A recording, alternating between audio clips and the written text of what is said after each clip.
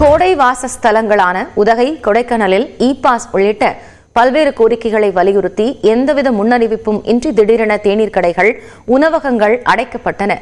திடீர் கடையடைப்பால் சுற்றுலா பயணிகள் சந்தித்த இன்னல்கள் குறித்து விவரிக்கிறது இந்த தொகுப்பு.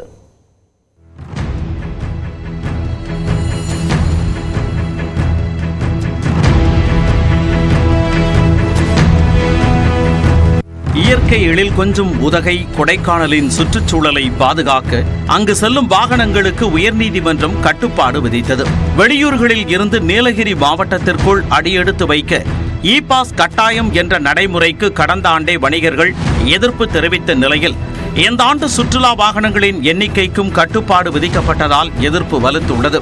இதனால் இ-பாஸ் நடைமுறையை ரத்து செய்ய வேண்டும், பிளாஸ்டிக் தடை சட்டத்திற்கு மாற்று ஏற்பாடு செய்ய வேண்டும், கார்ப்பரேட் டாக்ஸி நிறுவனங்களுக்கு தடை விதிக்க வேண்டும் என்பன உள்ளிட்ட 13 அம்ச கோரிக்கைகளை வலியுறுத்தி வணிகர் சங்க பேரமைப்பு சார்பில் நேற்று நீலகிரி மாவட்டத்தில் முழு அடைப்பு போராட்டம் நடைபெற்றது.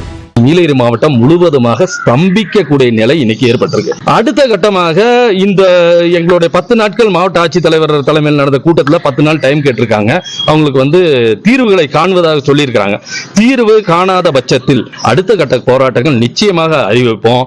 உதகை, குன்னூர், கோத்தகிரி, கூடலூர் உள்ளிட்ட 6 தாலுகாக்களிலும் கடைகள் அடைக்கப்பட்டதால் எப்பொழுதும் பரபரப்பாக காணப்படும் உதகையின் மார்க்கெட் பகுதி, மெயின் பஜார் வெறிச்சோடி காணப்பட்டன.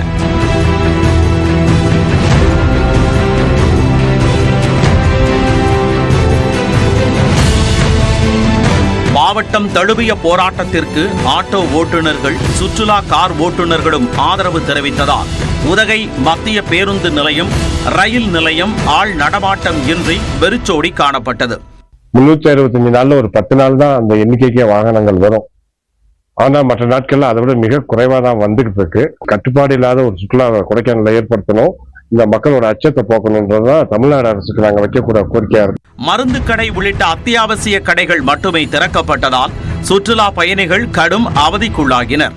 சின்ன ஒரு டீ ஷாப்பு, ஒரு ஹோட்டல்ஸ் எதுவும் இல்லை. குழந்தைங்கள்லாம் வச்சு வந்திருக்கிறோம். ஈவன் முன்னாடியே சொல்லியிருந்தா கூட நாங்கள் ஏதாவது வேற இடம் கூட பார்த்துருக்கலாம். பட் இது எதுவுமே தெரியல. சடனாக கேட்கவும் கொஞ்சம் ஷாக்கிங்காக இருக்கு. உணவகங்களும் மூடப்பட்ட நிலையில் திக்கு முக்காடி போன சுற்றுலா பயணிகள் அம்மா உணவகங்களுக்கு படையெடுத்தனர். ஊட்டிக்கு நாங்கள் ஃபர்ஸ்ட் டைம் வரோம். பந்துன்னு சொல்லியிருந்தாங்க. பார்த்தாக்கா மேலே சாப்பாடு எதுவுமே இல்லைன்றாங்க. நாங்கள் என்ன பண்ண போகிறோன்னு தெரியல. பார்த்தா பேக்கரி, ஹோட்டல் எதுவுமே இல்லைங்க. எல்லா பக்கமும் ரொம்ப ரஷ்ஷாக தான் இருந்தது. ஒரு ஹோட்டல் இன்னும் வெளியே இருந்தது, அது ரொம்ப ரஷ்ஷாக இருந்தது. அதுக்கப்புறம் எங்கள் அம்மா உணவகத்தை சாப்பிட தரேன்னு சொன்னாங்க. அவங்க சாப்பிட்டோம். உள்ளூர் வியாபாரிகள், ஹோட்டல் உரிமையாளர்கள் நஷ்டம் ஏற்படாத வகையில் அரசு அவர்களுடன் கலந்து பேசி நடவடிக்கை எடுக்க வேண்டுமென சுற்றுலா பயணிகள் கோரிக்கை விடுத்தனர்.